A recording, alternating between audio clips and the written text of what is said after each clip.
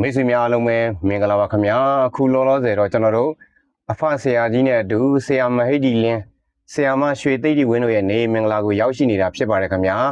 ကျွန်တော်အနေနဲ့ဒီနေ့ဖိတ်ကြားချင်တာကတော့ကျွန်တော်တို့အဖဆရာကြီးဦးသိန်းစောထွန်းသားတပည့်ကျွန်တော်နဲ့ပညာညီကိုမောင်နှမများနဲ့တကွ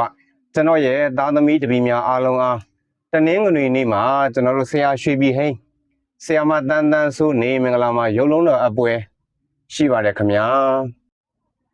25ရက်တလ2026တနင်္ဂနွေနေ့မှာဆိုလို့ရှိရင်တော့ကျွန်တော်ရဲ့သားတပည့်ဆရာရွှေပြည်ဟိန်းဆရာမတန်းတန်းဆိုရဲ့နေမင်္ဂလာမှာ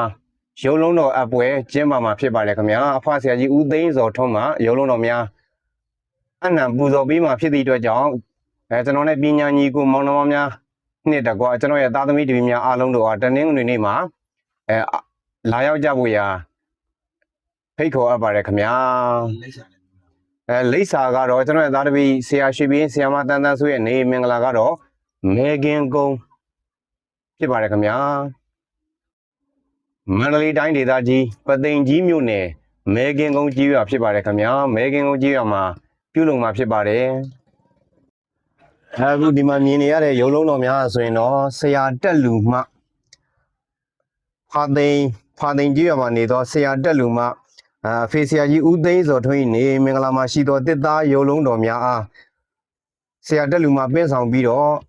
ဒီဖိုင်ဘာရုပ်လုံးတော်လက်မ30ရုပ်လုံးတော်များပြန်လည်ပြီးတော့လှူဒန်းထားခြင်းဖြစ်ပါတယ်ခင်ဗျာ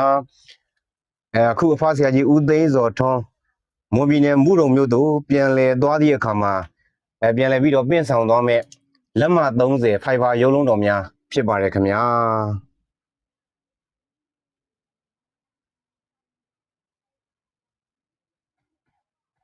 ဒါကတော့ဆရာမဟိတ်ဒီလင်းဖြစ်ပါတယ်ခင်ဗျာအားလုံးမင်္ဂလာပါ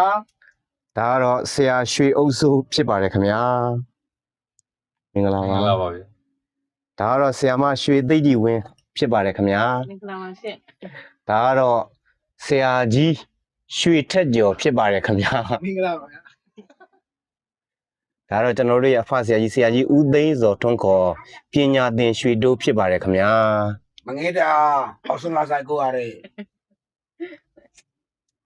ဒါတော့ဆရာမဟိတ်ဒီလင်းနဲ့ဆရာမရွှေသိတိဝင်းတို့ရဲ့နေမင်္ဂလာဖရာเจ้าတော်ဖြစ်ပါတယ်ခင်ဗျာပွဲတော်များကတော့ဒီနေ့ပွဲများစွန့်ထားပါတယ်ခင်ဗျာ